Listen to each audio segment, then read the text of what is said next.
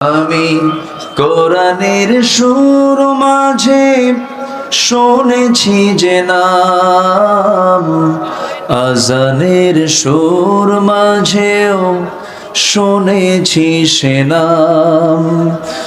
ও নাম শুনেছি আমি আমার হৃদয়, হে রাসূল নবীজি তোমায়, হে রাসূল নবীজি তোমায়। সবাই বলি সাল্লাল্লাহু আলাইহি ওয়াসাল্লাম। ইন্নাল হামদালিল্লাহিল আকরামিল্লাযী খালাকাল ইনসানা ওয়া কাররামা ওয়া 'আল্লামাহু মিনাল বায়ানি মা লাম ইয়া'লাম। فسبحان الذي لا يحصى امتنانه باللسان ولا بالقلم. نشهد أن لا إله إلا الله وحده لا شريك له، ونشهد أن سيدنا وحبيبنا ومولانا محمدا عبده ورسوله الذي أرسله بالحق بشيرا ونذيرا وداعيا إلى الله بإذنه وسراجا منيرا. فقد قال الله تعالى في كلامه المجيد وفرقانه الحميد: أعوذ بالله من الشيطان الرجيم.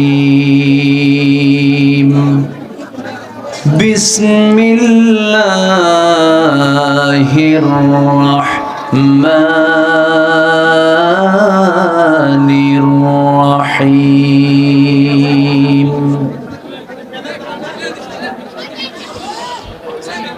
يا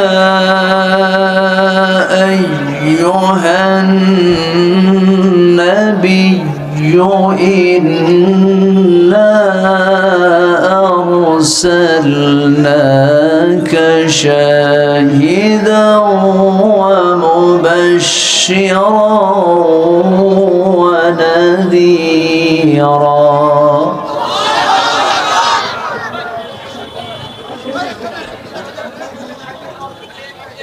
وداعيا إلى الله بإذنه وسراجا منيرا.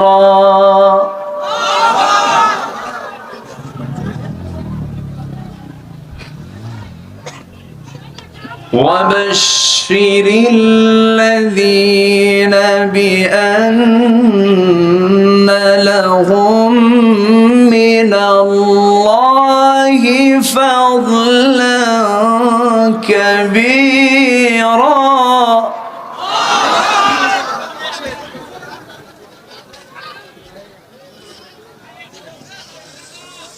ولا تطع الكافرين والمنافقين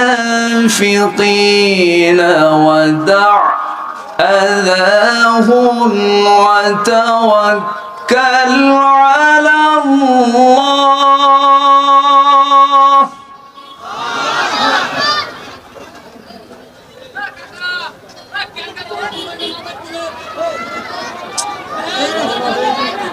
ودع أذاهم وتوكل على الله وكفى بالله وكيلا.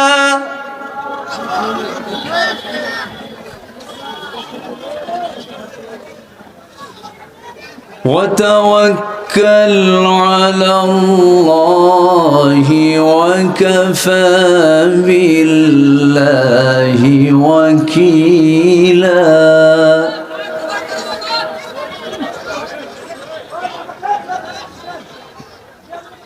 الله أكبر بسم الله الرحمن الرحيم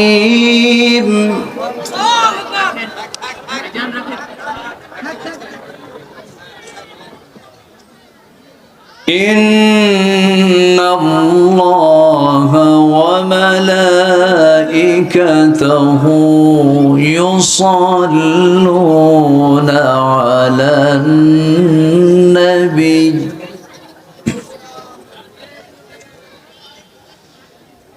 يا أيها الذين آمنوا صلوا عليه وسلموا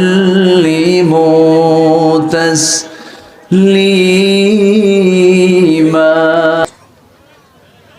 প্রাকৃতিক সৌন্দর্যের অপরূপ অঞ্চল, সবুজ বেষ্টিত অঞ্চল রাজশাহীর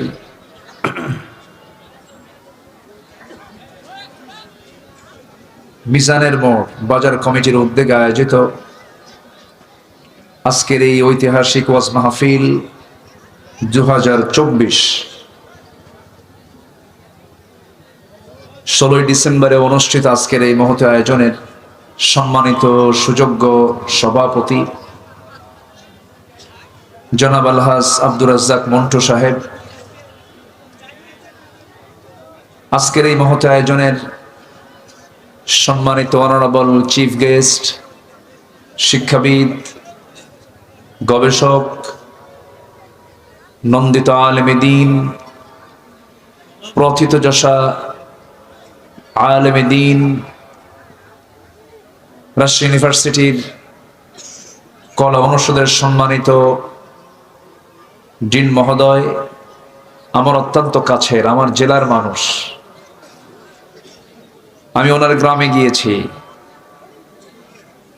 আমার উস্তাদ তুল্য মুহতারাম প্রফেসর ডক্টর মুহাম্মদ বিলাল হুসাইন হাফিজাহুল্লাহ আজকের মাহফিলের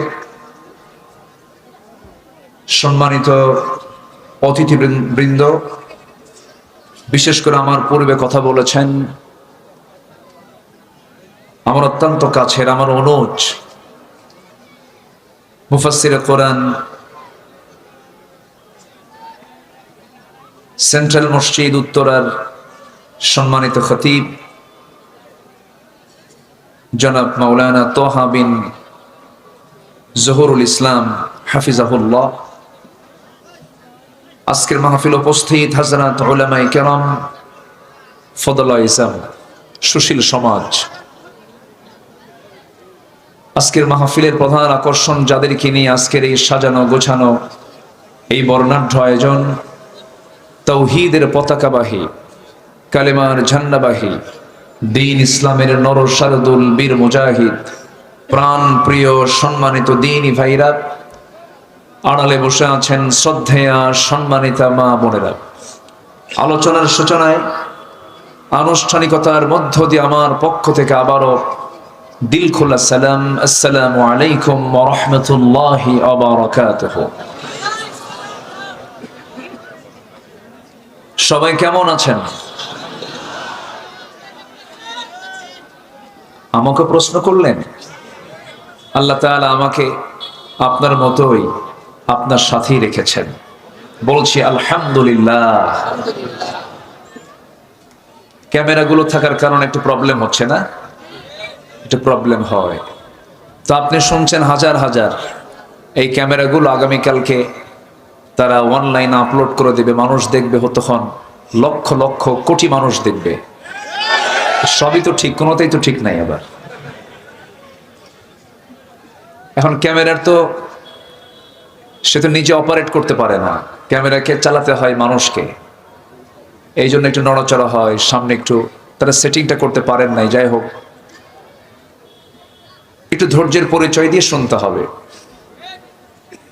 আমরা কথা না বলি, মাহফিল, মসজিদ, এই সমস্ত জায়গায় কথা বলবে কয়জন মানুষ? কয়জন? একজন কথা বলবে। আমি যখন তেলাওয়াত করছিলাম তখন খুব আওয়াজ হচ্ছিল, অথচ আল্লাহ পাকের হুকুম, কুরিআল কুরআন ফাসতামিউ লাহু ওয়া আনসিতু লাআল্লাকুম তুরহামুন। কোরআনের কেরাত যখন চলবে সেই সময় দুটো কাজ, একটা হলো মনোযোগ দিয়ে শোনা এবং চুপ থাকা। তো আমরা আশা করি এই হুকুমটা আমরা ফলো করব শেষ অবধি পর্যন্ত। জোরে বলি ইনশাআল্লাহ। আমার পূর্বে আজকের প্রোগ্রামের বরেণ্য প্রধান অতিথি, মনে হচ্ছিল স্যারের কথায় আরো শুনি। আমার তো সেই পরিমাণে এলেম নাই যে এলেম দিয়ে আমি আপনাদের হৃদয়ের খোরাক মেটাতে পারবো। এরপরেও আমাকে আমন্ত্রণ করা হয়েছে, ভাঙ্গাচুরা কিছু কথা বলতে চাচ্ছি। আমাকে সুযোগ দিবেন তো নাকি? ইনশাআল্লাহ। সবাই শুনতে রাজি আছেন তো? জোরে বলি ইনশাআল্লাহ। এখন তো বসে থাকতে কোনো টেনশন নাই, কথা বলতেও কোনো টেনশন নাই। 26 বছর মাহফিল অঙ্গনের 16 বছর কেটেছে হলো প্রতিকূল পরিবেশে, বিপরীত স্রোতে। কথা বলতে দেওয়া হয়নি, মঞ্চে উঠতে দেওয়া হয়নি, মঞ্চে আমাকে লক্ষ্য করে গুলি পর্যন্ত করা হয়েছে। পাবনার দইবাজারে 2014 সালে সরাসরি পুলিশ দিয়ে হামলা চালিয়ে শেষ পর্যন্ত আমাকে হত্যার পরিকল্পনা নিয়ে গুলি পর্যন্ত করেছে। সেই মাহফিলের সেক্রেটারি মহোদয়কে আহত করে তাকে গ্রেফতার করে থানায় নিয়ে চলে গেছে। 3 দিন পর আমার কানে সংবাদ আসলো সেই ঘটনাকে কেন্দ্র করে একটা মামলা হয়েছে, সেই মামলার আমি হলাম 1 নম্বর আসামি। এরকম করে নাটক আমরা দেখেছি দীর্ঘ 16 বছর, ঠিক কিনা? এই নাটকের অবসান হয়েছে, আলহামদুলিল্লাহ বলি। যিনি এই অনুকূল পরিবেশ তৈরি করে দিয়েছেন তিনি আমার কে? আল্লাহ। সেই মহান রবের শানে বলছি আলহামদুলিল্লাহ। চিৎকার মেরে বলছি আল্লাহুম্মা আইন্নি আলা যিকরিকা ওয়া শুকরিকা ওয়া হুসনি ইবাদাতিকা। আল্লাহুম্মা ইন্নি আসআলুকা আল হুদা ওয়াত তুকা ওয়াল আফাফা ওয়াল গিনা। আমরা মহান রবের শুকর আদায় করে নিলাম। হয়তো কিছু পরেই আমাদের কানে বিভিন্ন জায়গা থেকে আজানের আওয়াজ কানে আসবে। অস্থিরতার কোনো কারণ নেই। সালাতুল ইশার নামাজ একটু দেরিতে পড়লেও কোনো প্রবলেম নেই। আমরা থাকবো। আমি খুব যে বেশি সময় নেব তাও না। আমি স্যারকে মনে হয় জোর করে বসিয়ে রেখেছি কিনা জানি না, উনি যেতে চাইছিলেন। তো আমি খুবই আনন্দিত যে আমার পাশে একজন এরকম ওস্তাজুল আসাতিজা, ওনার হাতে গড়া কত যে স্টুডেন্ট, একজন বুয়েটের টিচার, ওনার ছাত্র এখানে বসে আছেন। হাজারো হাজারো আলেমের তিনি ওস্তাজ, একজন গবেষক তিনি বসে আছেন। আমার তো হাত পা কাঁপছে, আমি কি বলি। এরপরেও মনে যদি সাহস জুগিয়ে দেন তাহলে আমি কিছু কথা বলতে পারবো। ওমা তাওফীকি ইল্লা বিল্লাহ। সম্মানিত ভাইয়েরা, জুলুম কখনো টিকসই হয়নি, হবেও না। কারণ মাজলুমের সাথে সরাসরি কানেকশন থাকে কার? আসতে বলবেন না কার? লাইসা হিজাব। মাজলুম দোয়া করে, আল্লাহ সে দোয়া শোনেন, মাঝখানে কোনো পর্দা থাকে না, মাজলুমের দোয়া কবুল হয়ে যায়। জুলুম করেছিল ফেরাউনরা, টিকে নাই। নমরুদরা টিকে নাই। আল্লাহ তাআলা ন্যাংরা মশাদে বিদায় করেছেন নমরুদকে, আর ফেরাউনকে শেষ করেছেন পানিতে চুবানি দিয়া। সে আল্লাহ এখনো আছেন না নাই? আছেন না নাই? আছেন। ফেরাউন পৃথিবীতে বেঁচে ছিল জেনেছি 1600 বছর, আর এরা ছিল হলো 16 বছর। সংখ্যার যে মিল হলো কেমনে এত বুঝলাম না। সেদিন এক শ্রোতা আমার সামনে থেকে দাঁড়ায় বলে, হুজুর ফেরাউন ছিল হলো পুরুষ ফেরাউন, আর এটা হচ্ছে লেডিস ফেরাউন। কি করেনি? অনেক কিছুই করেছে। সম্মানিত বন্ধুগণ, জুলুম এটা মারাত্মক অপরাধ। কুফর দিয়ে আল্লাহ তাআলা শাসন কার্য পরিচালনা করতে পারেন। একজন কাফের তার শাসন ক্ষমতা দীর্ঘস্থায়ী হতে পারে তার দ্বারা, কিন্তু একজন মুসলিম পরিচয়ধারী যদি জালিম হয় তার দ্বারা শাসন কার্য কখনো দীর্ঘস্থায়ী করেন না। তিনি আমার কে? আল্লাহ তাআলা। আল্লাহ তাআলা এই জুলুম শাহী থেকে আমাদেরকে হেফাজত করেছেন। আল্লাহ পাক আমাদেরকে একটা নিরাপদ পরিবেশ তৈরি করে দিয়েছেন, আলহামদুলিল্লাহ বলি। সম্মানিত ভাইয়েরা, আমি আলোচনার সূচনা আমার অভ্যাস অনুযায়ী কালাম থেকে, আল্লাহর কালাম কোরআন থেকে কয়েকটা আয়াতে কারিমা তেলাওয়াত করেছি। তেলাওয়াতকৃত আয়াতগুলোকে সামনে রেখে কিছু কথা বলতে চাচ্ছি। ওয়ামা তাওফীকি ইল্লা বিল্লাহ আলাইহি তাওয়াক্কালতু ওয়া ইলাইহি উনীব। ইউনিভার্সিটি লাগোয়া, এখানে অনেক ইউনিভার্সিটি স্টুডেন্ট এখানে আছেন। গোটা দেশের বিভিন্ন জায়গা থেকে আসা ছাত্র আজকের মাহফিল অনেকেই শ্রোতা হয়ে আছেন। সম্মানিত ভাইয়েরা, আমরা যে কালামকে নিয়ে বসেছি, এই কালাম কার কালাম? আল্লাহ। এই কথাগুলো কার কথা? আল্লাহ। এটা কোনো সৃষ্টি নয়, এটা আল্লাহ পাকের কথা। পৃথিবীর সব কিছু আমরা যা দেখি সব হচ্ছে মখলুক, কোরআন হচ্ছে গায়রে মখলুক। কোরআন হচ্ছে আল্লাহ পাকের সরাসরি কথা। মখলুক যার নাম তার ধ্বংস আছে, কিন্তু কোরআন কখনো ধ্বংস হবে না, কারণ কোরআন সরাসরি কার কথা? আসতে বলবেন না, কার কথা? কোরআন দিয়ে বিজ্ঞান যাচাই হবে না নাকি? কোরআন দিয়ে বিজ্ঞান যাচাই হবে, কিন্তু বিজ্ঞান দিয়ে কোরআন যাচাই হবে না। বিজ্ঞান যা তথ্য দিয়েছে কোরআন তাকে ভুল প্রমাণ করতে পারবে, কিন্তু কোরআন যে তথ্য দিয়েছে বিজ্ঞান তা ভুল প্রমাণ করতে পারবে না। যেরকম আলোচিত একটা থিওরি আছে, বিগ ব্যাং থিওরি। এই বিগ ব্যাং থিওরি হালে বিজ্ঞান প্রমাণ করেছে, কিন্তু আজ থেকে ১৫০০ বছর আগে আল্লাহ রাব্বুল আলামিন এই বিগ ব্যাং থিওরির কথা অনেক আগেই বলে দিয়েছেন। কেমনে সম্ভব একজন ব্যক্তি রচিত এই কিতাব? কেমনে সম্ভব এটা মানব রচিত কিতাব হতে পারে? আল্লাহ রাব্বুল আলামিন বলেন, أولم ير الذين كفروا أن السماوات والأرض كانتا رتقا ففتقناهما وجعلنا من الماء كل شيء حي جلبون الله أكبر কাফেররা কি তাকায় না?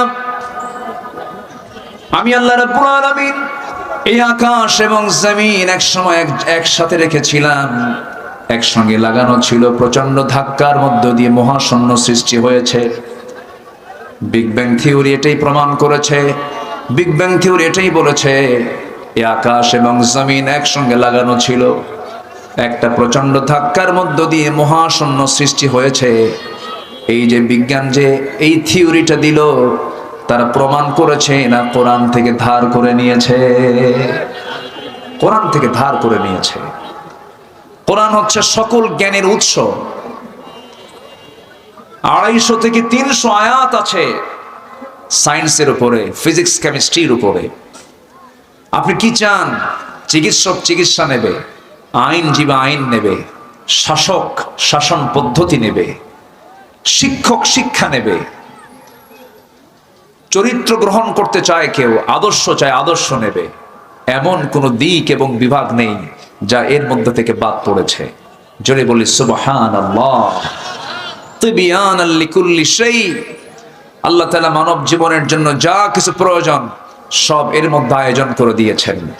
কিন্তু দুঃখজনক হলো সত্য, 18 কোটি তৌহিদি জনতার এই বাংলাদেশের অধিকাংশ মুসলমান কোরআন তো বোঝা দূরের কথা, কোরআনটা সহি করেই পড়তে পারে না, যা নামাজের জন্য ফরজ, জরুরি।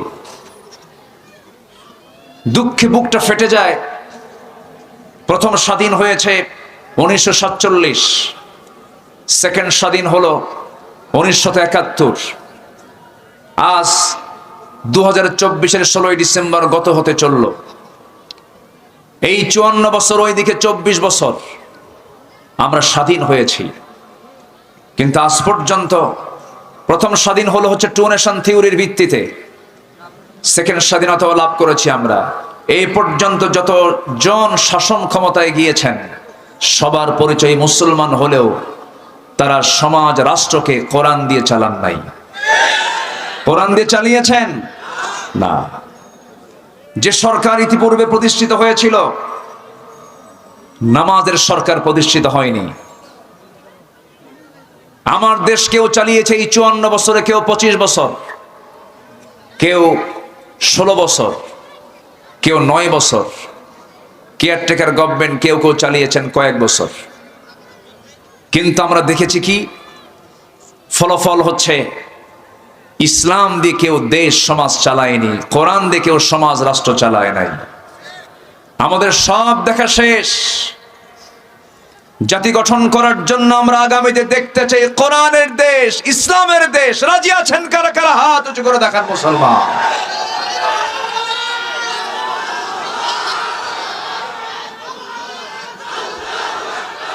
আমি চলে গেলাম, যারা আমরা দেখা হয়ে যাবে ইনশাআল্লাহ। যদি না হয় তাহলে সামনেতে ইনশাআল্লাহ। শুকরান, শুকরান।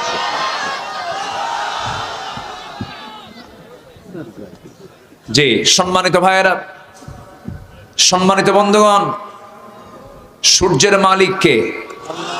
আসতে বলবেন না। সূর্যের মালিক কে? ওই আকাশের আলোকিত চাঁদের মালিক কে? ওই আসমানের মালিক কে? 7 সমুদ্র, 7 সমুদ্রের মালিক কে? গোটা পৃথিবীর মালিকানা একমাত্র কার? সে আল্লাহর পক্ষ থেকেই নাজিল হয়েছে এই কোরআন। কোরআনের আইনকে যারা অবহেলার চোখে দেখতে চান, নতুন করে ঈমান আনতে হবে আপনাকে। যারা বলেন এই আধুনিক তথ্য প্রযুক্তির যুগে এই ধর্মীয় গ্রন্থ কোরআন দিয়ে সমাজ চলতে পারে না, ওর ঈমানে শুধু ভেজাল নয়, নতুন করে তার ঈমান আনতে হবে। সম্মানিত ভাইয়েরা, কোরআনকে আমরা দেখতে চাই শুধু কাগজের পাতায় পাতায় নয়, হাফেজের মাথায় মাথায় নয়।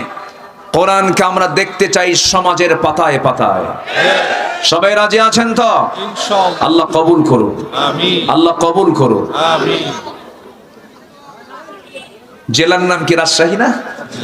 রাজশাহী, রাজশাহী। এখানে এখানে কোনো ফকির টকির নাই, বলি আলহামদুলিল্লাহ।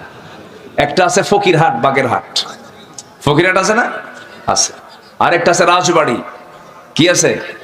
রাজবাড়ি। আর আপনার রাজশাহী। আমার মনে হয় মানে স্থানের জায়গার সুন্দরের দিক থেকে আপনারা এই টপ ক্লাসে আছেন। খুব সম্ভ্রান্ত নাম রাজশাহী। আল্লাহ তাআলা দুনিয়ারও বানান, আখিরাতেরও বানান। জোরে বলি আমিন। দুনিয়ারও রাজা বানান, আখিরাতেরও রাজা বানান। জোরে বলি আল্লাহুম্মা আমিন। সম্মানিত ভাইয়েরা, সময় খুবই অল্প। আমি এই ডেটটা দিয়েছি মাত্র মাসখানেক, মাস দেড়েক আগে। বললাম আমার রাতে তো সময় নেই, আমাকে আরেকটা প্রোগ্রামে অ্যাটেন্ড করতে হবে। মাগরিব পরে, মাগরিব থেকে সালাতুল ইশা পর্যন্ত আমি পারবো। তো বললো তাই হোক, আপনি সেই সময় আসেন। আমি তো খুবই আশ্চর্য হলাম, যেই সময় এত মানুষ আপনারা হাজির হয়েছেন, জায়গা পাচ্ছেন না। কেউ দাঁড়িয়ে ঝুলে থেকে ছাদে, ওই যে ছাদে ঝুলে থেকে বিভিন্ন জায়গায় দাঁড়িয়ে দাঁড়িয়ে কোরআন শুনতেছেন।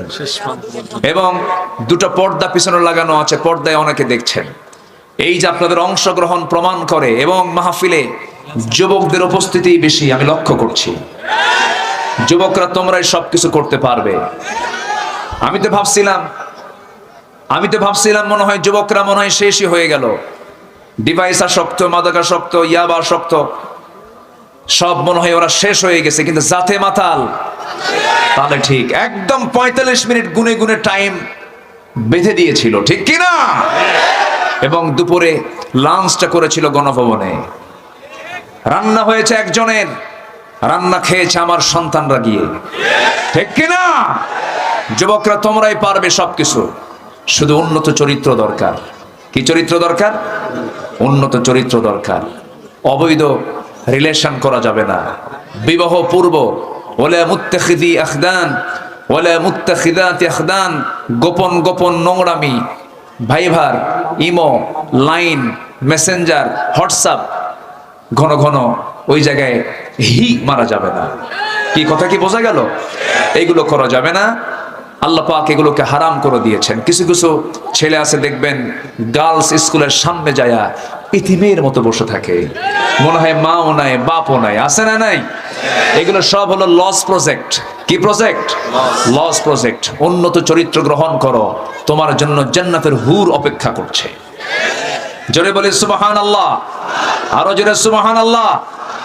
সে হুরগুলো এত সুন্দরী, আল্লাহ তাআলা সূরা রহমানের ভিতরে বিভিন্ন জায়গায় হুরের গল্প করেছেন। হুরের গল্পগুলো কোরআন থেকে শিখে নিবা, পড়বা, দেখবা পৃথিবীর আর কোনো নারীর দিকে তোমার সেই পরিমাণ আসক্তি আসবে না। কোরআন যত ডিপলি পড়বে, কোরআনের মায়ায় পড়ে, কোরআনের আকর্ষণে পড়ে, পৃথিবীর কোনো আকর্ষণ তোমাকে আর কোরআনের আকর্ষণ থেকে ছিটকিয়ে নিতে পারবে না। তোমার দৈনন্দিন সম্পর্ক থাকবে হলো কিসের সাথে? কোরআনের সাথে। আমার বন্ধুগণ, উন্নত চরিত্র গঠন করার জন্য আল্লাহ রাব্বুল আলামিন একজন ব্যক্তিকে সিলেকশন দিয়েছেন। একজন ব্যক্তি হলেন আমার আপনার জন্য আদর্শের বাস্তব নমুনা। আল্লাহ রাব্বুল আলামিন সূরাতুল আহজাবের 21 নম্বর আয়াতে বলছেন, লাকাদ কানা লাকুম ফি রাসূলিল্লাহি উসওয়াতুন হাসানাহ লিমান কানা ইয়ারজুল্লাহা ওয়াল ইয়াওমাল আখির ওয়া যাকারাল্লাহা কাসীরা। তোমাদের জন্য উত্তম আদর্শের বাস্তব নমুনা কেউ নন, একজন ব্যক্তি, তিনি হচ্ছেন জনাবে মুহাম্মদুর রাসূলুল্লাহ সাল্লাল্লাহু আলাইহি সাল্লাম। তোমাদের উত্তম আদর্শের বাস্তব নমুনা। কোথাও যেতে হবে না, এই মহামানবকে তুমি ফলো করো, যার সম্মান, যার মর্যাদা আল্লাহ রাব্বুল আলামিন কত দিয়েছেন। দেখেন আল্লাহ পাক তাকে ডাক দিচ্ছেন সূরা আহজাবের 45 নম্বর আয়াতে আল্লাহ রাব্বুল আলামিন বলছেন, যেখান থেকে তেলাওয়াত দিয়ে শুরু করেছি, ইয়া আইয়ুহান নাবিয়্যু ইন্না আরসালনাকা শাহিদাও ওয়া মুবাশশিরাও ওয়া নাযীরাও ওয়া দাঈয়ান ইলাল্লাহি বিইذনিহি ওয়া সিরাজাম মুনীরা। জোরে বলুন আল্লাহু আকবার। হে আমার নবী, হে আমার রাসূল, আমার আল্লাহ এত বড় রব, আমার নবী কি তার আসন থেকে রাসূলকে কখনো নাম ধরে সম্বোধন করেন নাই? যে কোরআন তার শানে নাজিল হলো, সূরা ফাতিহা থেকে শুরু করে নিয়ে সূরা নাস পর্যন্ত আপনি সার্চ দিয়ে দেখবেন, অন্যান্য নবীকে আল্লাহ রাব্বুল আলামিন হরফে নেদা প্রয়োগ করে ডাক দিয়েছেন, ওয়ামা তিলকা বিয়ামিনিকা ইয়া মূসা ইয়া ইয়াহইয়া খুযিল কিতাবা বিকুওয়া ইয়া ইয়াহইয়া ইয়া যাকারিয়া ইয়া ইব্রাহিম ইয়া আদম উসকুন আনতা ওয়া যাওজুকাল জান্নাহ। সব নবীকে আল্লাহ রাব্বুল আলামিন নাম ধরে ডাকলেন, কিন্তু একটা বারের জন্য গোটা কোরআন কোথাও খুঁজে পাবেন না আমার নবীকে আল্লাহ একটা বার নাম ধরে ডেকেছে। জোরে বলি সুবহানাল্লাহ। আমার নবীর শান কত, আমার নবীর মান কত, আমার নবীর মর্যাদা কত। আল্লাহ পাক যেখানে তার নামটা নিয়েছেন সেখানে অ্যাডজেক্টিভ প্রয়োগ করেছেন, মুহাম্মাদুর রাসূলুল্লাহ ওয়াল্লাযীনা মাআহু আশিদ্দাউ আলাল কুফফারি রুহামাউ বাইনাহুম তারাহুম রুকআন সুজদান ইয়াবতাগুনা ফাদলাম মিনাল্লাহি ওয়া রিদওয়ানা سيماهم في وجوههم من أثر السجود। জোরে বলুন আল্লাহু আকবার। আরেক জায়গায় বলছেন, ওয়ামা মুহাম্মাদুন ইল্লা রাসূল قد خلت من قبله الرسل। আরেক জায়গায় ডাক দিচ্ছেন, ইয়া أيها المزمل قم الليل إلا قليلا نصفه أو انقص منه قليلا أو زد عليه ورتل القرآن ترتيلا جربنا الله أكبر আরেক জায়গায় বলছেন ইয়া আইয়ুহাল মুদাথথির কুম ফাআনযির ওয়া রাব্বাকা ফাকাব্বির ওয়া সিয়াবাকা ফাতাহহির ওয়ার রুজজা ফাহাজুর। কোথাও আল্লাহ পাক তাকে নাম ধরে ডাকলেন না, আরেক জায়গায় ডাক দিচ্ছেন ইয়া আইয়ুহার রাসূল বাল্লিগ মা উনজিলা ইলাইক। সূরা আহজাবের 45 নম্বর আয়াতে ডাক দিচ্ছেন ইয়া আইয়ুহান নাবিয়্যু ইন্না আরসালনাকা শাহিদান ওয়া মুবাশশিরান ওয়া নাযীরান ওয়া দাঈয়ান ইলাল্লাহি বিইযনিহি ওয়া সিরাজাম মুনীরা। জোরে বলুন আল্লাহু আকবার। হে আমার নবী, আমি আপনাকে সাক্ষী করে, সুসংবাদদাতা করে, বিধি প্রদর্শনকারী করে, দায়ী করে, প্রদীপ্ত আলোকিত করে আমি আপনাকে দুনিয়াতে পাঠিয়ে দিয়েছি। হে রাসূল, আমি আপনাকে সম্মান দিয়েছি। আপনি মুমিনদেরকে সংবাদ দেন, আপনি মুমিনদেরকে জান্নাতের কথা জানিয়ে দেন, আমার ফজিলতের কথা জানিয়ে দেন। আমার আল্লাহ তাআলা তার রাসূলকে এত সম্মান দিয়েছেন, এত সম্মান দেওয়ার মূল কারণ অন্য কিছু নয়, আল্লাহ রাব্বুল আলামিন তার রাসূলকে এত মর্যাদা দিয়েছেন, এই জন্য মর্যাদা দিয়েছেন তাকে এই পৃথিবীতে তার পরনাশনে এই দুনিয়াতে আল্লাহ রাব্বুল আলামিন তাকে পাঠিয়ে দিয়েছেন। জোরে বলি সুবহানাল্লাহ। তার দায়িত্বটা কি? রাসূলকে কোন দায়িত্ব দিয়ে পাঠানো হয়েছে? هو الذي أرسل رسوله بالهدى ودين الحق ليظهره على الدين كله وكفى بالله شهيدا ولو كره المشركون জোরে বলুন আল্লাহু আকবার। সেই নবী হলেন আমার নবী, সেই রাসূল হচ্ছেন আমার রাসূল। যুবকরা শোনো, তোমার জন্য আজকে আমার আলোচনার সাবজেক্ট এই দিকেই চলে গেল। দেশ গড়েছ, পরিবর্তন এনেছ, 16ই ডিসেম্বর আজকে 5 অগাস্ট এনেছ। এই বিজয়কে ধরে রাখার জন্য সবচেয়ে বড় অস্ত্র হলো অন্য কিছু নয়, উন্নত চরিত্র। উন্নত চরিত্র গঠন করার জন্য পৃথিবীর কোথাও যাওয়া লাগবে না। কে বলেছে পুঁজিবাদের শান্তি? কে বলেছে সমাজতন্ত্রের শান্তি? কে বলেছে জাতীয়তাবাদের শান্তি? কে বলেছে সেকুলারিজমের শান্তি? পৃথিবীর কোন ধ্বজা, পৃথিবীর কোন ধ্বজাধরী, কোন তন্ত্র মন্ত্রইজমকে তুমি পাত্তা না দিয়া ইসলামকে গ্রহণ করে ইসলামের যিনি সম্পূর্ণ সৌন্দর্য উপস্থাপন করেছেন যে রাসূল, সে রাসূল হবে তোমার জীবনের একমাত্র আদর্শ। ঠিক কিনা? রাসূলকে তুমি যদি ফলো করতে পারো, তার যদি ইত্তেবা করতে পারো, আল্লাহ রাব্বুল আলামিন সুন্দর করে বলছেন মা আতাকুমুর রাসূলু ফাখুযুহু ওয়া মা নাহাকুম আনহু ফান্তাহু।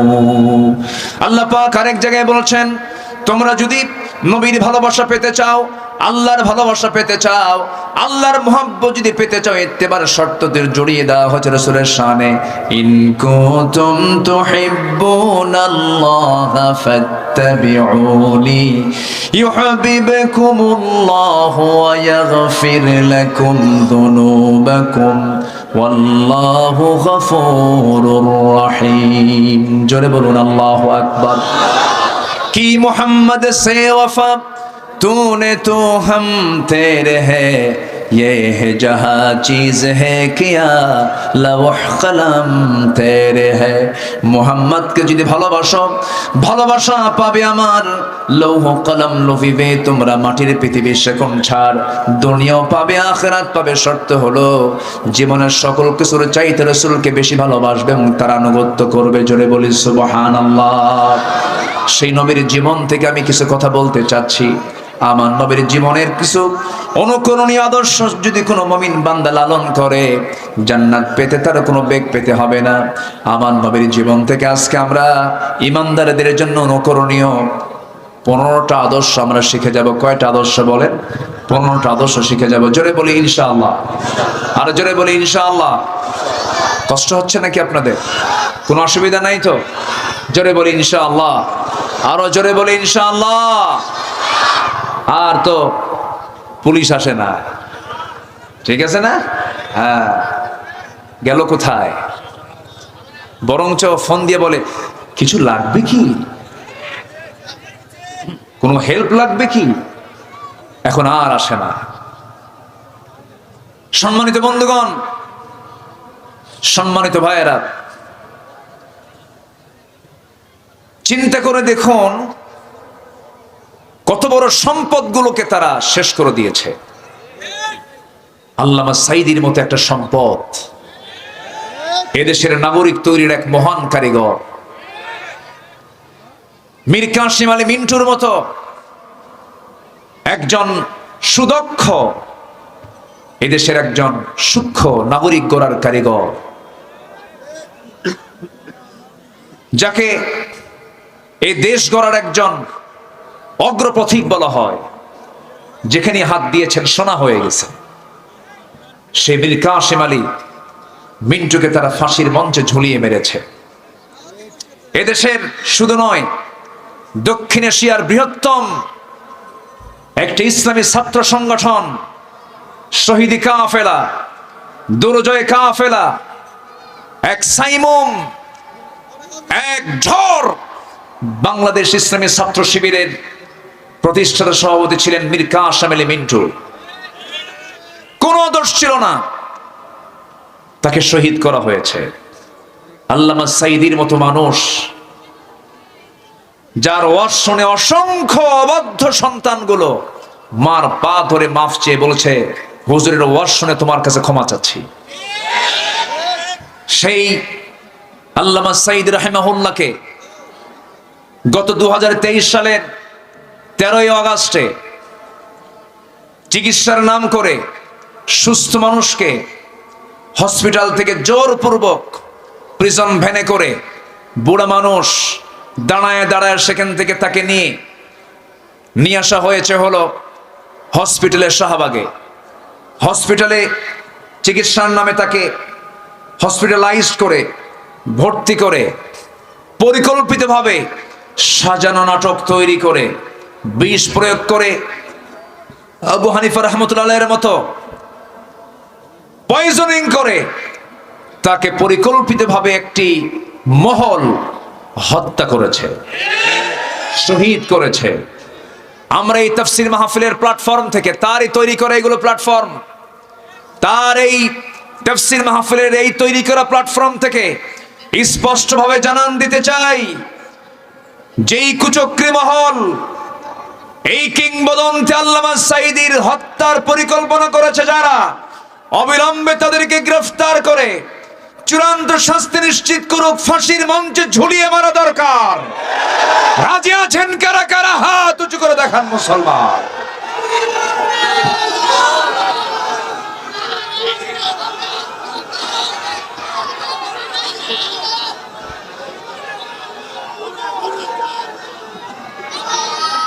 আল্লাহ কবুল করুন, জোরে বলি আমিন, আরো জোরে আমিন।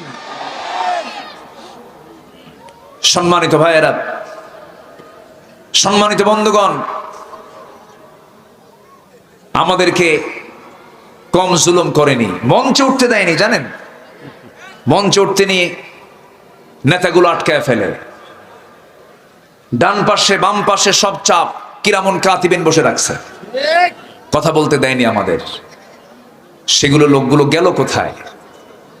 এক হিংসুক, এক বদমাইশ, মুখে কোনো হাসি ছিল না, সে প্রাউড করে বলে, আমি সাঈদীর রায় নিজে দিয়েছি, আমি ফাঁসির রায় দিয়েছি। সেই বদমাইশটা পালাতে চাইলো ত্রিপুরা অথবা গুয়াহাটি হয়ে, সে দিল্লি চলে যাবে, সিলেট হয়ে। পালানোর পথে সিলেটবাসী তাকে অত্যন্ত সুন্দর আপ্যায়ন করেছে, কলার পাতা সইতে দিছিল, এরপর কোর্টে হাজিরার সময় খুব সুন্দর আপ্যায়ন করেছে, বিসি আউট করে দিস। কি ঠিক কি না? সম্মানিত বন্ধুগণ, লজ্জায় মাথা নিচু হয়ে যায়।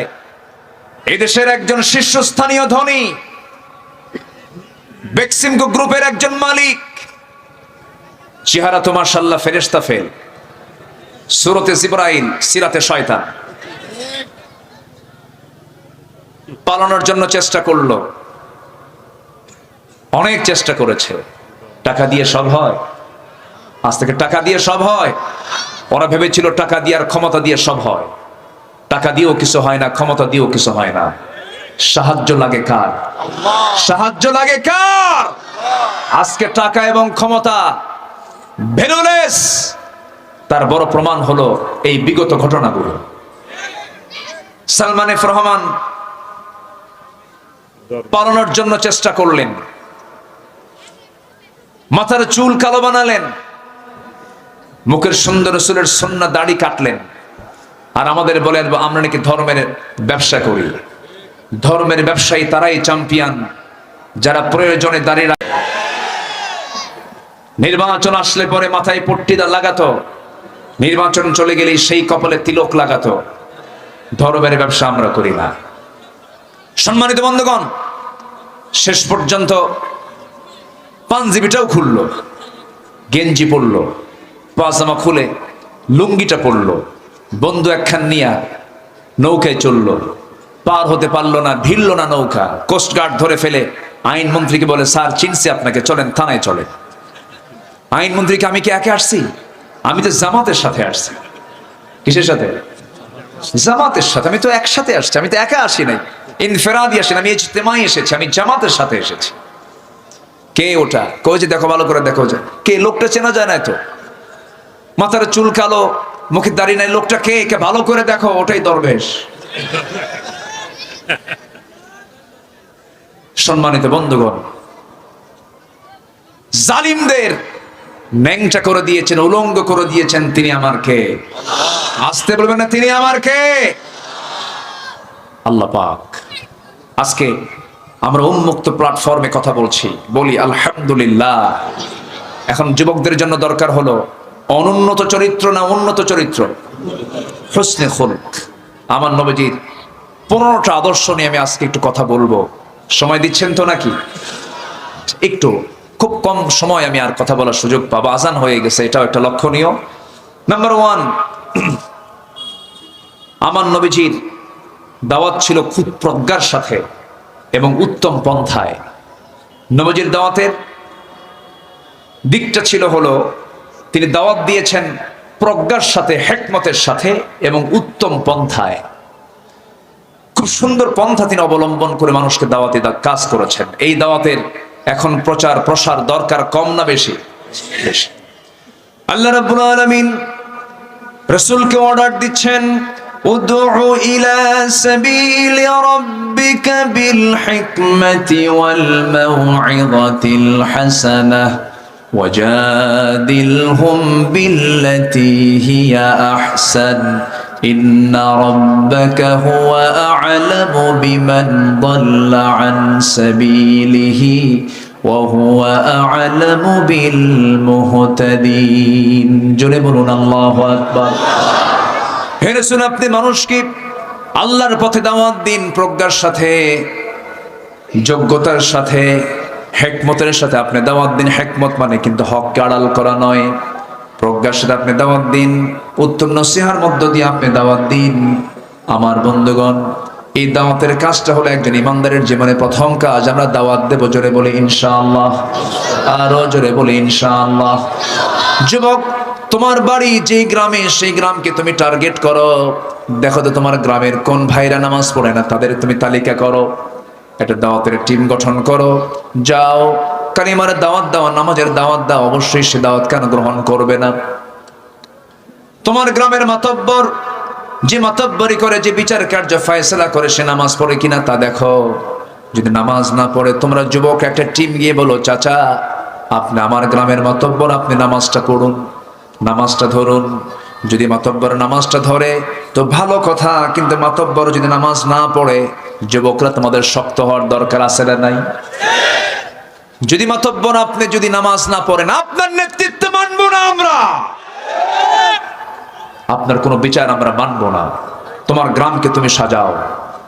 তোমার গ্রামের কোন ঘর থেকে কোন মহিলা আপত্তিকর পোশাক পরে বের হয়, যা তোমার চোখে এসে ঝলক মারতে নেয়, তোমার ইমান সো মেরে নিয়ে যেতে চায়, এমন জাতীয় চিত্র তোমার গ্রাম থেকে যদি কোনো মহিলা তুমি দেখতে পাও, তোমরা টিম একসঙ্গে চলে যাবে সেই বাড়িতে, সেই বাড়ির গার্জিয়ানকে জানিয়ে দেবে এই গ্রামে বসবাস করতে হলে আপত্তিকর কোনো পোশাক পরে বাইরে বের হওয়া যাবে না।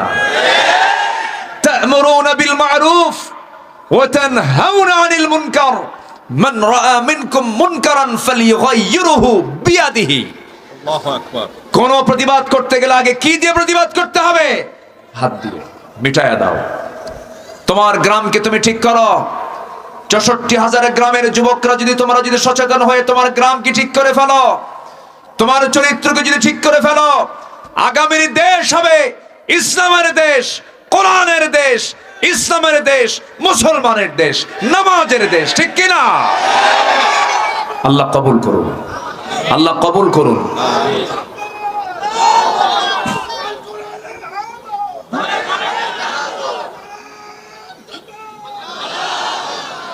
আল্লাহ কবুল করুন। জোরে বলে আমিন, আরো জোরে আমিন। এক নাম্বার হবে আমরা দাওয়াত দেব। কি দেব? দাওয়াতের জন্য দাওয়াত আগে দরকার না ধৈর্য আগে দরকার? বলেন বলেন বলেন। রাসূল দাওয়াত দিতে গিয়ে কি ফুল পেয়েছেন না পাথর পেয়েছেন? বলেন, ফুল না পাথর? পাথর। পাথর পেয়েছেন। আহারে, রাসূলকে মেরে রক্তাক্ত করে দিয়েছে। আমার নবীজি একদিন আবু জেহেলকে কালিমার দাওয়াত দিতে গেলেন। আবু জেহেল রাসূলকে থাপ্পড় মেরে ভিতরে তুলে নিয়ে চরমভাবে প্রহার করতেছিল। এক পর্যায়ে তরবারি বের করে ফেলেছে। আল্লাহ পাক তার হাতটা অবশ বানায় দিলেন। নবীজি আবু জেহেলের হাত থেকে বেঁচে তিনি ঘর থেকে বের হয়ে আসলেন। তার বন্ধু আবু বকর সিদ্দিক রাদিয়াল্লাহু তাআলা আনহু একদিন তিনি মক্কার মাটিতে জাস্ট ফজরের সময় তিনি কাবার দরজার সামনে গিয়ে সেজদা দিবেন, নামাজ পড়বেন। তিনি এমন সময় উতবা সাইবা মুগীরা গিয়ে সোজা আবু বকরকে ধরে ফেলে জমিনে ফেলে দিয়া মারতে মারতে রক্তাক্ত করে নাকের উপরে উতবা করলো কি, খড়ম জুতা দিয়ে একটা চাপা দিল, ফিনকি দিয়ে রক্ত বের হয়ে গেল, নাক ছিটকে রক্ত বের হয়ে গেল। সবাই মনে করেছে আবু বকর বুঝি মারা গেছে, সেন্সলেস হয়ে পড়ে থাকলেন। কিছুক্ষণ পর তার সেন্সটা আসলো। যখন তিনি জ্ঞান ফিরে পেলেন, নিজের চিন্তা না করে মনে মনে চিন্তা করেন, বুঝতে পেরেছি আজকে অতর্কিত হামলা শুরু হয়েছে, রাসূলকে যেন তারা মেরে ফেলে। নিজের বাড়ির দিকে রওনা না দিয়া, নিজের সেফটির কথা চিন্তা না করে, নিজের নিরাপত্তার কথা না চিন্তা করে সোজা চলে গেছেন নবীর দরজায়। দরজায় গিয়ে নক করে বলছেন, ইয়া রাসূলুল্লাহ, আমি আবু বকর, দরজা খুলুন। রাসূল দরজা খুলেই দেখেন রক্তাক্ত তার চেহারা। রাসূল বলছেন, আবু বকর, এমন রক্তাক্ত হলো কেন হুজুর? সেজদা দিতে গিয়েছিলাম, ওই উতবা সাহেব আর আমার নাকটা মোচা করে দিয়েছে। মক্কার হাওয়া ভালো না, দাওয়াতি কাজের কোনো পরিবেশ নাই। ইয়া রাসূলুল্লাহ, আমার মনে হয় আপনার ঘরেও তারা হামলা করে ফেলবে। এখন আমরা ঘর থেকে বের হয়ে পড়ি, মক্কার বাইরে আউটসাইডে কোথাও চলে যাই। আমার নবীজি তাকে সঙ্গে করে নিয়ে রওনা করলেন, কিন্তু প্রচন্ড রক্তক্ষরণ হচ্ছিল, গায়ের শক্তি নাই। আমার নবীজি চিন্তায় পড়ে গেলেন, আবু বকর তো মারা যাবে। আমার নবীজি উটের দুধ খুঁজলেন, দুম্বার দুধ খুঁজলেন, পেলেন না। মেষের দুধ খুঁজলেন, পেলেন না। সামনে একটা ছাগলের পাল দেখলেন। ছাগলের পাল দেখে সেখানে একটা রাখালকে বললেন, রাখাল, একটা ছাগি দেবে নাকি? কি করবেন আপনি? রাসূল বললেন, দুধ দহন করবো। আমার বন্ধু আবু বকর রক্তাক্ত অবস্থায় পড়ে আছে, সে মারা যাবে, দেখো তো এই উপকারটা করা যায় নাকি? রাখাল বলছে, দুঃখিত, পারবো না, কারণ ছাগলগুলোর মালিক তো আমি নই, আমি হলাম রাখাল। আমি আপনাকে পূর্ণ একটা ছাগি দিতে পারবো না, এই ক্ষমতা আমার নাই। আমার নবীজি মুসকি মুসকি হাসি মেরে চিন্তা করছিলেন, আহারে, মরু অঞ্চলের এই রাখালের মধ্যে ঈমান নাই, কিন্তু ঈমানের গুণটা আছে। কি সুন্দর আমানতের কথা বলল। নবীজি তার কথাকে খুব রিসিভ করলেন, খুব সুন্দর করে গ্রহণ করে এবার বলছেন, ও রাখাল, আমি তোমার কাছে বড় কোনো ছাগি আমি তোমার কাছে আবদার করব না, একটা ছোট্ট ছাগি আমারে দাও, যে ছাগিটার ওলানে কখনো দুধ আসে নাই, যে ছাগিটার পেটে কখনো বাচ্চা আসে নাই, ছোট্ট একটা ছাগি দিলেই হয়ে যাবে। রাখাল মুসকি হাসি মেরে মনে মনে চিন্তা করছে, লোকটা পাগল নাকি, কি বলে এটা, দেখি তো দিয়া দেখি। আমার নবীজির হাতে ছোট্ট একটা সাগি যখন দিয়ে দিল, নবীজি বসে পড়লেন। নবীজির দুই পায়ের মাঝখানে সাগিটা নিয়ে নবীজি সাগিটার পিছনের দিকের দুই পায়ের ঠিক মাঝখান বরাবর ওলানে হাত রেখে বিসমিল্লাহ বলে ফুঁ দিলেন। গোটা ওলানটা দুধে ভরপুর হয়ে গেছে। আমার নবীজির মুআজিজা প্রকাশ পেয়ে গেল। নবীজি এবার রাখালকে ডাক দিয়ে বলছেন, রাখাল একটা পাত্র নিয়ে আসো। পাত্র নিয়ে আসা হলো। দহন করছেন বিশ্বনবী, একজন রাখাল নবী মুহাম্মদ সাল্লাল্লাহু আলাইহি ওয়াসাল্লাম। রাখালের কাছে কে গেছেন? আরেক রাখাল গেছেন। আমার নবীজি দুধ দহন করে করে বাটি পরিপূর্ণ করে ফেললেন। এবার বলছেন, আবু বকর, সকালে রক্ত ঝরেছো, এখন বরকতের দুধ খাও। পাত্র তার হাতে উঠায় নিলেন, বিসমিল্লাহ বলে সেবন করা শুরু করলেন, পান করলেন। পেটের চামড়া টাইট হয়ে গেল, কিন্তু চুল পরিমাণ দুধ ওই বাটি থেকে কমলো না। আমার নবীজি কি বললেন, ইয়া রাসূলুল্লাহ, কি দুধ তো পান করলাম, কিন্তু বাটি থেকে দুধ তো কমে না। রাসূল বললেন, আবু বকর, তুমি দুধ খাইয়ে শেষ করতে পারবা না, রাখালকে দিয়ে দাও। রাখালকে দেওয়া হলো। রাখাল যখন মুখে যখন ওই বাটি যখন মুখে নিল, রাসূল বিসমিল্লাহ বলে দিলেন, সেও পান করলো, কিন্তু দুধ বাটি থেকে কমে না।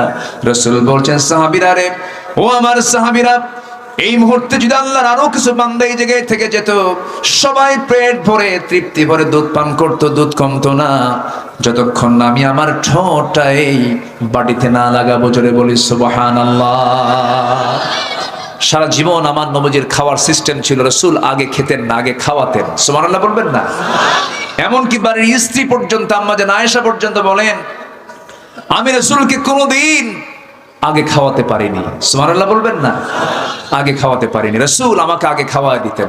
আমি দুধ নিয়ে যেতাম, আমি উটের গোশত নিয়ে যেতাম, রাসূলকে বলতাম, ইয়া রাসূলুল্লাহ, আপনি দুধটা পান করুন। রাসূল আমার দিকে ঠেলে দিয়ে বলতেন, তুমি খাও আগে, এরপর আমি খাবো। আমি ঠোঁট লাগাতাম, রাসূল ঘাড় বাঁকা করে দেখতেন আমি আয়েশা কোন দিক দিয়ে ঠোঁটটা লাগায় পান করি। আমার নবীজি অবশিষ্ট দুধটা যখন খেতে নিতেন, আমি যেদিকে ঠোঁট লাগাইছি আমার রাসূল সেই দিকে ঠোঁট লাগায় তিনি পান করতেন। কার সাথে? স্ত্রীর সাথে, গার্লফ্রেন্ডের সাথে না। আকাম কুকাম করো না। বিয়ের পূর্বে যদি প্রেম করো, বিয়ের পরে আর প্রেম খুঁজে পাইবা না, খালি কিলে কিলে হবে, কিলে কিলে। এগুলো করবা না। রাগ করতেছ নাকি যুবকরা? আমি বাস্তব কথা বলছি। আমার বন্ধুগণ, আমার নবীজি দুধ পাত্রটা নিলেন, বিসমিল্লাহ বলে পান করলেন, বাটি ফুরে গেল। এবারে বলছেন, রাখাল তুমি থাকো, আমরা এখন চলে যাই। রাখালের চোখে পানি। রাখাল বলতেছে, আপনি একা যাবেন কেন? আমারই নিয়ে যান সাথে। রাসূল বলেন, কি পরশ পাথর দেখেন? রাসূল মুস্কি হাসি মেরে বলেন, কিছুক্ষণ আগে তো ওয়াজ করলাম, আমানতের খেয়ানত করা যাবে না। এই ছাগলগুলো দেখবে কে? তাই তো কথা, ঠিক আছে যাব না, কিন্তু একটা আবদার আছে। কি আবদার? আবদারটা হলো, আপনি যখন সাগিটা আপনার কোলের মধ্যে নিয়ে যখন ওলানে হাত দিয়ে যখন কি যেন বললেন, মনে মনে একটা দোয়া পড়লেন, সেই দোয়াটা আপনি আমারে শিখায় দেন। রাসূল বলেন, সেই দোয়া শিখায় তুমি কি করবা? আমি মাঝে মাঝে এই দোয়া পরে ফুঁ দেব আর দুধ খাবো। আমার নবীজি বললেন, শিরকিয়াতের পচা দুর্গন্ধ নিয়ে হাজারবার দোয়া করলে কোনো কাজ হবে না। শিরকিয়াতের পচা দুর্গন্ধ তোমার জীবন থেকে সাফ করে দাও। লাত মানতকে ছেড়ে দাও, উজ্জাকে ছেড়ে দাও, দুনিয়ার সমস্ত শিরিককে তুমি ছেড়ে দাও। সঙ্গে সঙ্গে ওই রাখাল আমার নবীর আপাদমস্তক মাথা থেকে পা পর্যন্ত নজর দিয়া বলতেছে, আমার তো সন্দেহ লাগে আপনি মক্কার সেই আব্দুল্লাহর পুত্র মুহাম্মদ বিন আব্দুল্লাহ কিনা। আমি কি দেখতে ভুল করছি নাকি? আমার নবীজি মুস্কি মুস্কি হাসি মেরে বলতেছে, যুবক রে, ভুল দেখো নাই, ভুল দেখো নাই। তুমি আমার সামনে দাঁড়িয়ে তুমি যাকে দেখছো, যাকে তুমি সন্দেহ করছো, আমি সেই আব্দুল্লাহর পুত্র মুহাম্মদ সাল্লাল্লাহু আলাইহি ওয়াসাল্লাম। এই কথা বলা মাত্রই আর রাখালের দেরি হলো না, হাত টাকা দিয়া নবীর হাতে বায়াত নিয়ে পড়ে ফেললেন। আশহাদু আল্লা ইলাহা ইল্লাল্লাহু ওয়াহদাহু লা শারীকা লাহু ওয়া আশহাদু আন্না মুহাম্মাদান আবদুহু ওয়া রাসূলুহু। হেদায়েতের মালিক কে? আল্লাহ। আসতে বলবেন, হেদায়েতের মালিক কে? সেই রাখালটা অন্য কেউ নয়, সেই রাখালটা হলো আমার নবীর যত সাহাবী ছিলেন এই সাহাবীগুলোর মধ্যে সবচেয়ে যিনি হাদিস বেশি জানতেন, কোরআন বেশি জানতেন, আব্দুল্লাহ ইবনে মাসউদ রাদিয়াল্লাহু তাআলা আনহু। সে রাখাল থেকে এত বড় একজন মুহাদ্দিস হয়ে গেলেন, মুফাসসির হয়ে গেলেন। সারা জীবন তিনি কথা বলেছেন কোরআন দিয়া। একদিন ওমর ফারুকের শাসন আমল চলছিল, অন্ধকার রাত্রিতে সাইয়েদনা ওমর ফারুক সামনে পড়ে গেলেন। এক কাফেলার নেতৃত্ব নিয়ে আব্দুল্লাহ ইবনে মাসউদ আসতেছিলেন সামনে। যখন ওমর ফারুক পড়ে গেছেন, অন্ধকার রাত, সাইয়েদনা ওমর ফারুক বলছেন, এই কাফেলা কোন জায়গা থেকে আসে? এই কাফেলা কোন জায়গা থেকে আসে? ভিতর থেকে অন্ধকার রাত্রিতে জবাব আসতেছে, মিন ফাজ্জিল আমিক, মিন ফাজ্জিল আমিক, প্রত্যন্ত অঞ্চল থেকে আসতেছে। কোথায় যাবে? ইলা বাইতুল আতিক, কাবার দিকে যাবে। ওমর ফারুক বলছেন, কোরআন দিয়ে উত্তর দিতেছো, দেখি তো কেমন পারো। আরো প্রশ্ন করব। কি প্রশ্ন বলেন? এবার বলছো, কাফেরের লোকেরা বলো তো কোরআনে কারীমের সবচেয়ে শ্রেষ্ঠ আয়াত কোনটা? আল্লাহু লা ইলাহা ইল্লাহু। সবচেয়ে ব্যাপক অর্থ বহন করে এমন আয়াত কোনটা? ইন্নাল্লাহা ইয়া'মুরু বিল আদল ওয়াল ইহসান। এবার ইবনে মাসউদ আবার প্রশ্ন করা হলো তাকে, বলো তো কোরআনের সবচাইতে ভয়ঙ্কর আয়াত কোনটা? ফামান ইয়া'মাল মিসকালা যাররাতিন খায়রান ইয়ারাহু ওয়া মান ইয়া'মাল মিসকালা যাররাতিন শাররান ইয়ারাহু। আবার বলা হলো কোরআনে কারীমের সবচাইতে আশাব্যঞ্জক আয়াত কোনটা? কুল ইয়া ইবাদিয়াল্লাযীনা আসরাফু আলা আনফুসিহিম লা তাকনাতু মির রাহমাতিল্লাহ ইন্নাল্লাহা ইয়াগফিরুদ যুনুবা জামিআ। জোরে বলুন আল্লাহু আকবার। আমার বন্ধুগণ, সাইয়েদনা ওমর ফারুক এবার অন্ধকারের মধ্যে দাঁড়িয়ে বলছেন, এত প্রশ্নের জবাব দেবার মতো কেউ নাই। আমার মনে হয় তোমাদের খলিফার কাফেলার মধ্যে সেই রাখালটা আব্দুল্লাহ ইবনে মাসউদ অবশ্যই আছে। জোরে কোন সুবহানাল্লাহ। সেই আব্দুল্লাহ ইবনে মাসউদের হাতে আবু জেহেল দুনিয়া থেকে বিদায় নিয়েছে। আমার বন্ধুগণ, আমার নবীর দাওয়াতি কাজটা ছিল ব্যর্থ না সফল? আস্তে ব্যর্থ না সফল? আমরা দাওয়াত দেব ব্যর্থতা নিয়ে না সফলতা নিয়ে? জোরে বলি ইনশাআল্লাহ। আরো জোরে বলি ইনশাআল্লাহ। নবীজির আরেকটা আদর্শ হলো, আমার নবী ছিলেন সাহসী। কি ছিলেন? আমরা কি সাহসী হব না ভীরু হব? ফাসদা বিমা তু'মারু ওয়া আ'রিদ আনিল মুশরিকিন। আমার নবীজি খুব সাহসী ছিলেন, আমরাও সাহসী হব। পিছপা কখনো হব না, পিঠ কখনো দেখাবো না। কারণ আল্লাহ রাব্বুল আলামিন বলছেন, ইল্লা তানফিরু ইউআযিবকুম আযাবান আলীমান ওয়া ইস্তাবদিল কওমান গায়রাকুম ওয়া লা তাদুররুহু শাইআ। জোরে বলুন আল্লাহু আকবার। নাম্বার 3 হলো ধৈর্য ধরা। আল্লাহ রাব্বুল আলামিন রাসূলকে ধৈর্যের পিরামিড বানিয়েছিলেন। কি পরিমাণ ধৈর্য তার মধ্যে! আমরা ধৈর্যশীলের পরিচয় দেব। নবীজি ধৈর্যশীল ছিলেন, আমরাও ধৈর্যশীল হব। নাম্বার 4 হলো রাসূল ছিলেন পরিবারের প্রতি দায়িত্বশীল।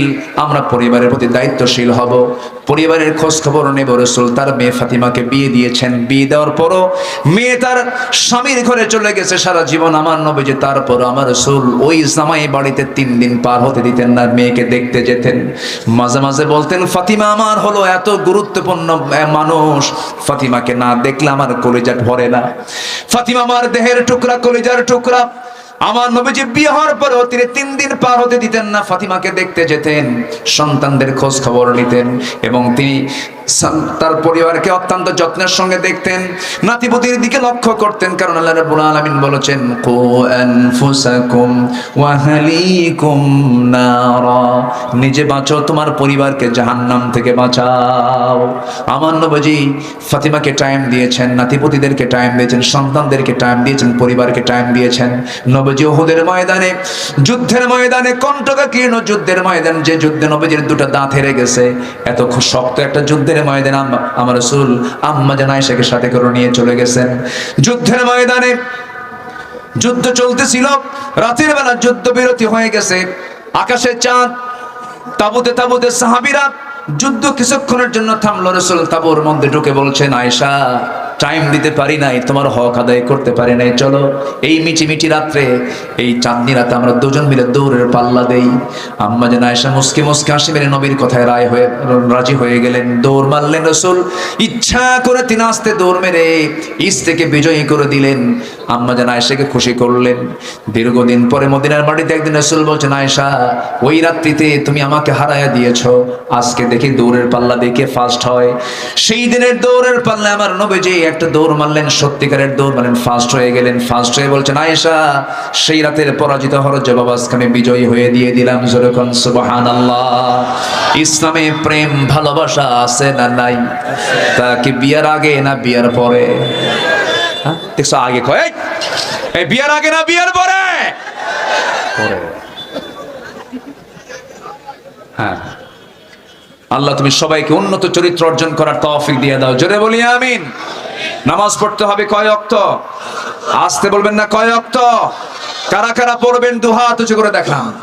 জোরে বলি ইয়া আল্লাহ আমাদেরকে 5 ওয়াক্ত সালাত আদায় করার তৌফিক তুমি আল্লাহ দিয়ে দাও। জোরে বলি আমিন। আরো জোরে আমিন। হাত নামান। নাম্বার 5, রাসূল ছিলেন আমানতদার এবং ন্যায় বিচারক। আমরা আমানতদারিতা নিয়ে আসবো। জোরে বলি ইনশাআল্লাহ।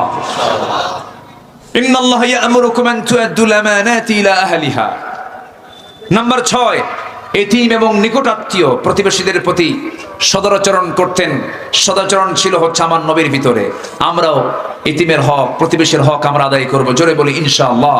ওয়া'বুদুল্লাহ ওয়া লা তুশরিকু বিহি শাইআন ওয়া বিল ওয়ালিদাইনি ইহসানান ওয়া বিযিল কুরবা ওয়াল ইয়াতামা ওয়াল মাসাকিন ওয়াল জারি যিল কুরবা। আল্লাহু আকবার বলেন। নাম্বার 7 হলো আল্লাহর বিধানের প্রতি শর্তহীন আনুগত্য করা। ওমা কানা লিমুমিনিন ওয়ালা মুমিনাতিন ইযা কাদাল্লাহু ওয়া রাসূলুহু আমরান আন ইয়াকুনা লাহুমুল খিয়ারা মিন আমরিহিম ওয়া মান ইয়াসিল্লাহু ওয়া রাসূলুহু ফাকাদ দাল্লা দালালাম মুবিনা। নাম্বার 8 হচ্ছে আল্লাহর জন্য দ্বীনের কাছে কঠিন পরিস্থিতিতে সবর ধরা। আমার নবীজির চাইতে ধৈর্যশীল মানুষ কি আর পৃথিবীতে আসবে? সেই জাবালে নূর, জাবালে সূর, উহুদ, খন্দকে আমার নবীজি 4 দিন অনাহারে কোদাল মারতে মারতে, আমার নবীজির 4 দিনের না খাওয়া দেহ নিয়া কোদাল মারতে মারতে আমার নবীজির উহুদের ময়দানে দাঁত তিনি হেরেছেন, খন্দকের ময়দানে তিনি কোমর হারিয়েছেন। শেষ জীবনে রাসূল যখন মারা যান, কোমর সোজা করে দাঁড়াতে পারেন নাই খন্দকের পরীক্ষা খননের কারণে। আমার নবীজি শেষ বিদায় যখন তিনি নেন, তখন তার সামনের 2টা দাঁত ছিল না, সেই দাঁত ভেঙে গেছে হলো উহুদের ময়দানে। নবীজির সব সুন্নাহকে মানবেন, কিন্তু নবীজির এই কোমর ভাঙা সুন্নাহ মানবেন না, দাঁত ভাঙা সুন্নাহ মানবেন না। আপনার ভিতরে নবীজির পূর্ণ সুন্নাহ নাই, আপনি কপট, আপনি ভণ্ড, আপনি প্রতারক, ঠিক কি না? সম্মানিত ভাইয়েরা, নাম্বার 9 হলো ঈমানের পথে অবিচল থাকা। ঈমানের পথে টিকে থাকতে হবে। আছি ঈমান নিয়ে, কিন্তু টিকে থাকার দরকার আছে না নাই? ঈমানের পথে অবিচল থেকে আমার মরণ যেন হয়। ঈমানের পথে অবিচল থেকে আমার মরণ যেন হয়। জোরে বলি আমিন। নাম্বার 10 হচ্ছে আল্লাহর প্রতি তাওয়াক্কুল করা। ওয়া ইয়াতাওয়াক্কাল আলাল্লাহ ফাহুয়া হাসবুহ। আর এই সূরা আহজাবের আমার তেলাওয়াতকৃত আয়াতের মধ্যে একটা অংশ এসেছে, ওয়া তাওয়াক্কাল আলাল্লাহ ওয়া কাফা বিল্লাহি ওয়াকিলা। আমরা যদি আল্লাহকে একমাত্র ওলি বানাই, আমাদের আর কোনো টেনশন নাই। নাম্বার 11 হলো কাজে কর্মে একা না পরামর্শ করা। কাজে কর্মে একা সিদ্ধান্ত না পরামর্শ করা। ওয়াশাবিরহুম ফিল আমর ফাইদা আযামতা ফাতাওয়াক্কাল আলাল্লাহ। নাম্বার 12 হলো বিনম্র হওয়া, বিনম্র স্বভাবের হওয়া। নম্র, খিটখিটে মেজাজ, বদ মেজাজ ইমানদারের জীবনে, ইমানদারদের জীবনের সঙ্গে এটা মানায় না।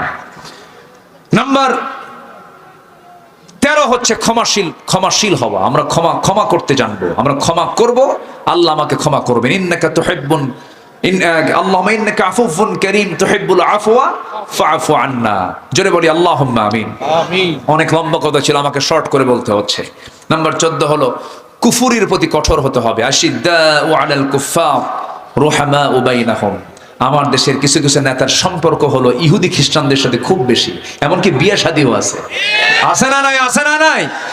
আল্লাহ বলছেন আশিদ্দাউ আলাল কুফফার, কাফের মুশরিকদের সাথে কোনো প্রকার বীরের কোনো সম্পর্ক থাকতে পারে না। মানবতা, মানব জাতি, মানুষ হিসেবে অবশ্যই মানবিক আমরা হব, এতে কোনো সমস্যা নাই। যেরকম রাসূল একটা ইহুদির লাশ আসতে দেখলেন, আমার নবী যে দাঁড়ায় গেলেন, সাহাবীরা বললেন ইয়া রাসূলুল্লাহ আপনি ইহুদির লাশ দেখে দাঁড়ায় যাচ্ছেন কেন? সে তো ইহুদি। রাসূল বলেন সে ইহুদি হোক, সে কি মানুষ না? এতটুকু মানবিক আমরা হব। আচ্ছা, নাম্বার 15 হচ্ছে রুহামাউ বাইনাহুম। রুহামাউ বাইনাহুম অর্থাৎ নিজেদের মাঝে যারা ঈমানদার, যারা মুমিন, যারা তারা পরস্পরে কি হিংসা করবে? এখন হিংসা কমছে না বাড়ছে? একজনের উন্নতি দেখে যার ঘুম হয় না, ওর ঈমানের সমস্যা আছে না নাই? ওর ঈমানের ক্যান্সার হয়েছে। কি হয়েছে? কি হয়েছে বলেন? কি হয়েছে? যার উন্নতিতে, অন্য ঈমানদারের উন্নতিতে যে ঈমানদারের ঘুম নষ্ট হয়, হিংসা হয়, ফেসবুকে লেখে, দুর্নাম করে বেড়ায়। এখন তো ফেসবুক কিছু সাংঘাতিক কিছু লোক আছে, আছে না নাই? আছে না নাই? আরে ফেসবুক সাংবাদিক না, ফেসবুক সাংঘাতিক। কিছু পাইলে হুমকি দেয়, মেরে দেব কিন্তু ফেসবুকে। আছে না নাই? এগুলো বদমাইশ। এগুলো মান সাতারা মুসলিমান সাতারাহুল্লাহু ইয়াওমাল কিয়ামা।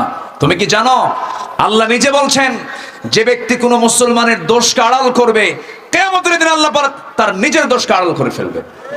ওই বান্দার দোষকে আল্লাহ নিজে আড়াল করবেন। এটা কি কম বড় অফার?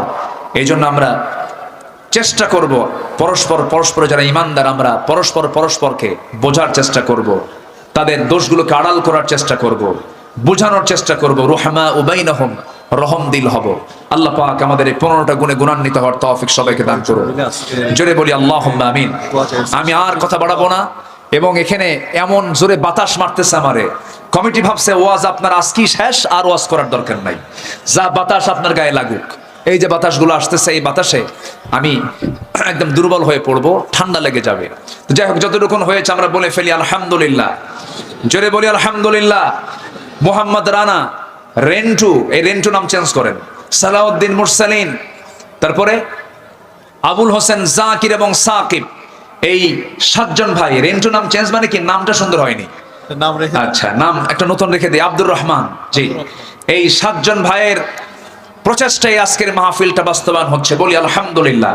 এলাকার মুরব্বীরা সহযোগিতা করেছেন। আল্লাহ তুমি সবার সহযোগিতাকে তুমি আল্লাহ কবুল করে দাও। জোরে বলি আল্লাহুম্মা আমিন। এই আশাবাদ কামনা করে আমি আমার কথা আর বাড়াতে পারছি না। যতটুকুন হয়েছে আমরা বলে ফেলি আলহামদুলিল্লাহ।